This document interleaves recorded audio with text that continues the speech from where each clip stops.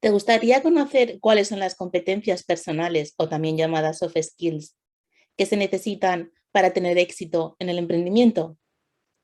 ¿Quieres conocer si las tienes o cómo desarrollarlas? Eso es lo que vamos a trabajar en este taller. Soy Ana Ambros, asesora empresarial, trabajo con emprendedores, coach y facilitadora.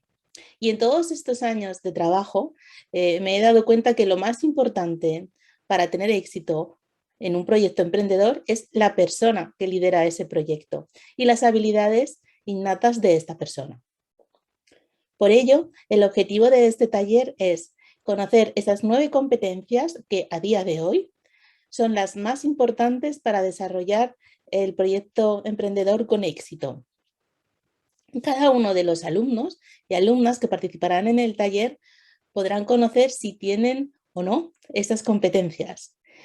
Y más importante, podrán identificar cuál es su superpoder, conocer esas soft skills que tienen innatas, que lo han desarrollado durante la niñez, durante la adolescencia y que será un gran soporte y un gran apoyo para desarrollar el emprendimiento o también para trabajar por cuenta ajena. Y a la vez también conocerán esas debilidades, esas pequeñas debilidades que también tenemos todos y que tenemos que conocerlos para saber cómo nos afectan. Todo esto lo haremos hablando del emprendimiento y conociendo aquellos ejemplos que son cercanos a nosotros, casos de proyectos emprendedores con los que he trabajado y conoceremos las personas que están delante y detrás de ese proyecto.